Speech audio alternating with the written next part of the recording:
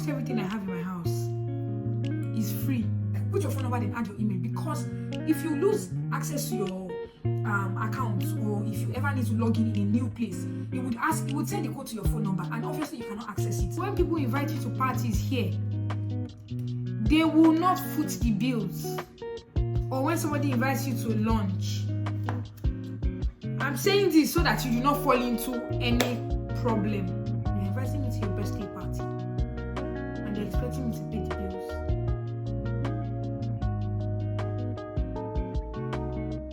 How? Where?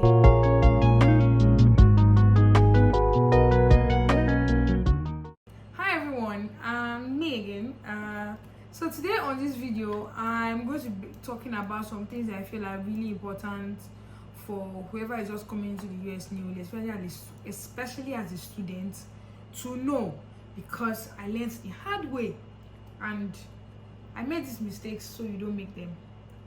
So number one, I know that you have to get an apartment.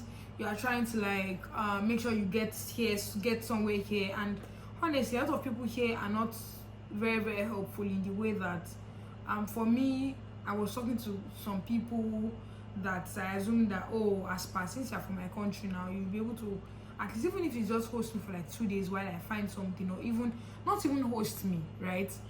Even if you are telling me, I can help you get a place and this is how much it costs. Well, basically because they are on ground, I thought they would be able to help, but they were not so helpful. And I remember that when I was going to get a place, at first I was talking to one guy online. He wanted to sublease his place. So this guy was like, the place is a 3-bed and the cost of the unit is 1,000 and something. And I thought that it meant that the price for the whole place. I didn't know that it was for like one room. $1,000, I think about $1,500. Why will I pay $1,500 for just one room? And I didn't know. Unfortunately, I had gone ahead to pay a non-refundable application fee, right? And then I told the guy, I was like, but you gave me wrong information. I kept on asking you, apparently because he wanted to give the place out fast. And he was like, okay, I can give you half of the money, blah blah blah. And I remember I kept on asking him for this money, and one time the guy sent me a message and insulted me, and was like, why am I disturbing him? I should never ever talk to him again, that he doesn't know me. I'm like, you don't know me? Swear that you don't know me. That was how I lost $50. Anyway, secondly, I tried to sign a lease for a place, and I was signing from Nigeria. Now, don't sign any lease from Nigeria. I beg you in the name of God. Don't sign any lease. Now, I was forced to sign that lease because the people that I told you were here, they were not very helpful, right? I was thinking, if I find somewhere, I would say, please, can you help me check this place out, so that at least, since you are there, somebody can check it out for me on my behalf, right?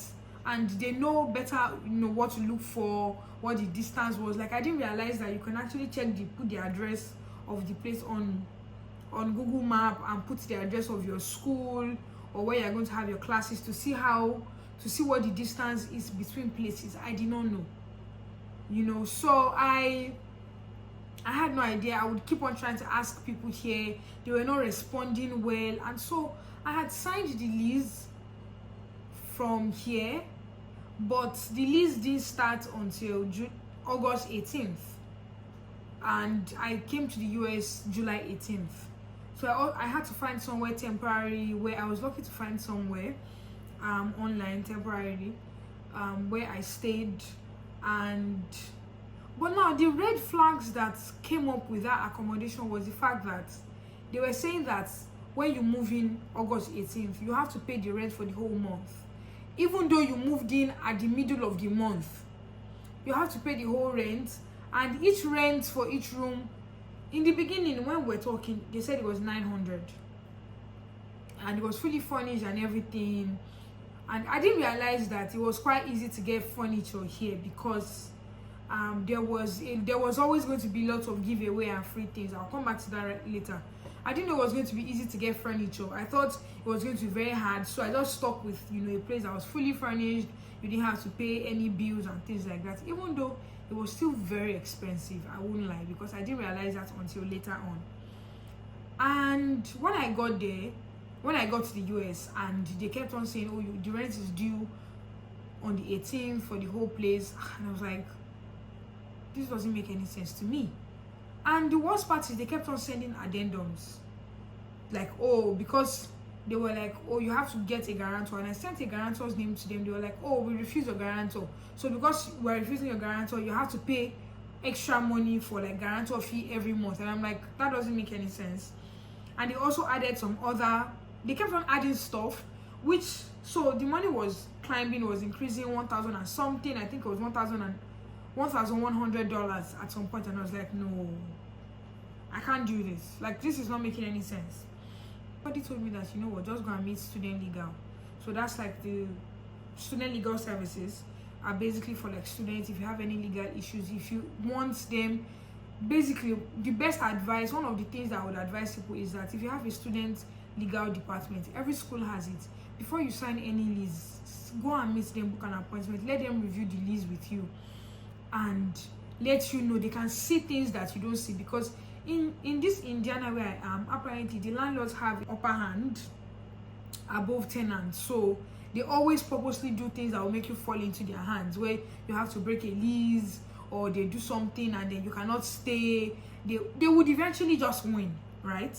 So I talked to student legal and they told me that they were going to help me handle it, because the way the housing people were acting was already scaring me. You know, it was starting to be like a threat and things like that.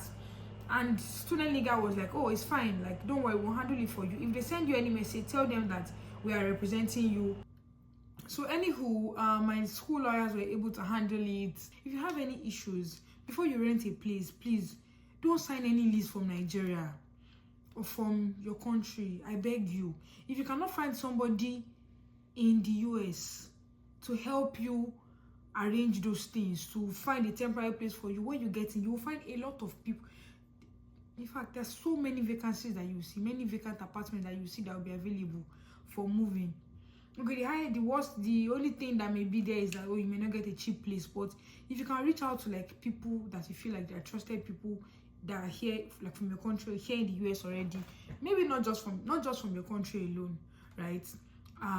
That you can reach out to, because it may not be your country people may not help you, maybe other people that are not even from your country that would, you know, be willing to help you.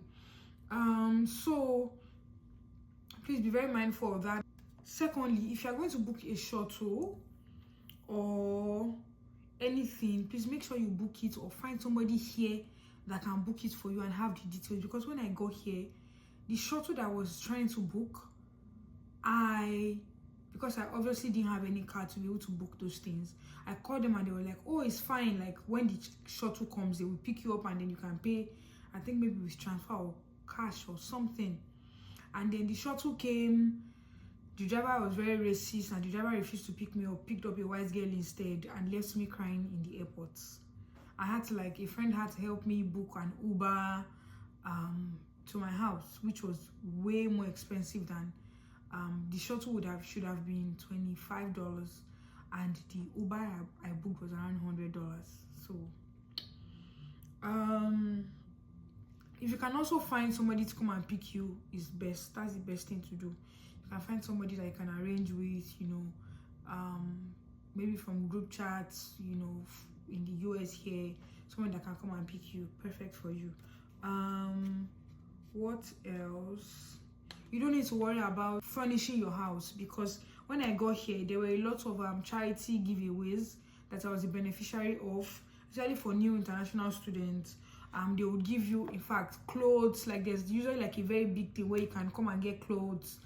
You can come and you can get furniture. There was this thing that I registered for where they gave me furniture. They gave me a very big sofa.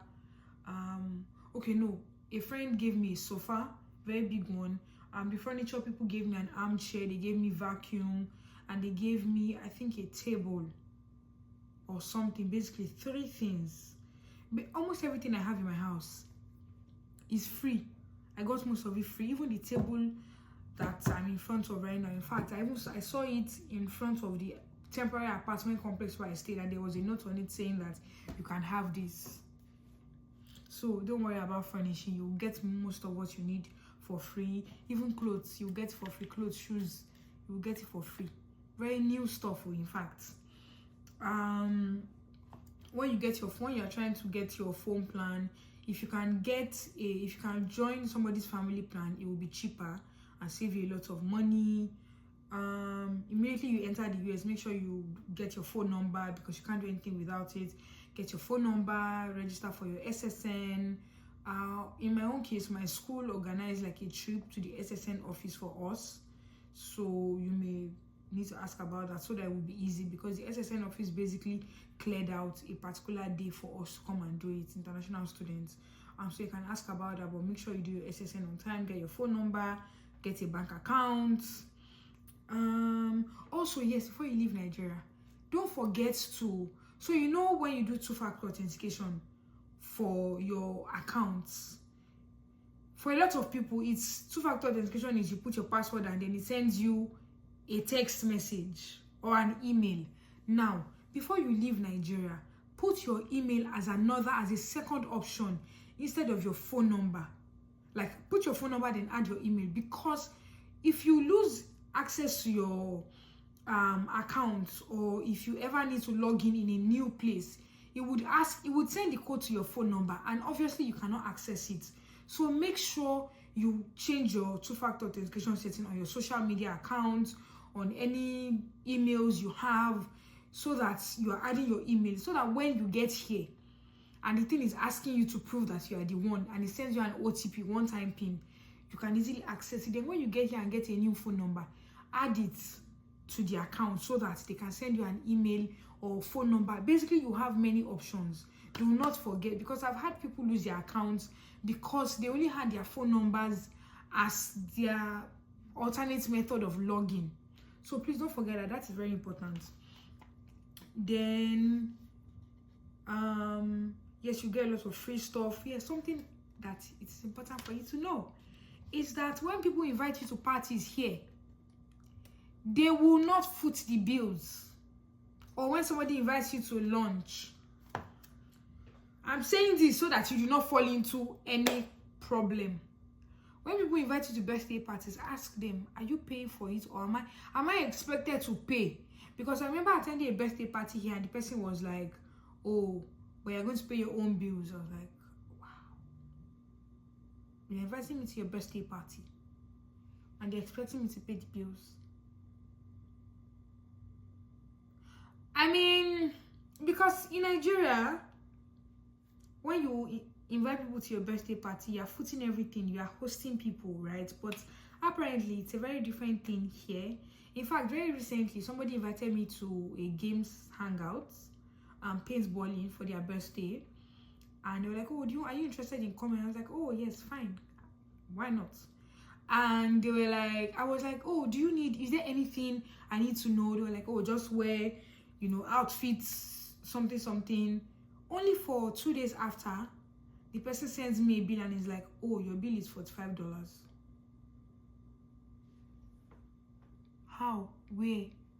You invited me to play paintball with you and you are asking me to pay for it.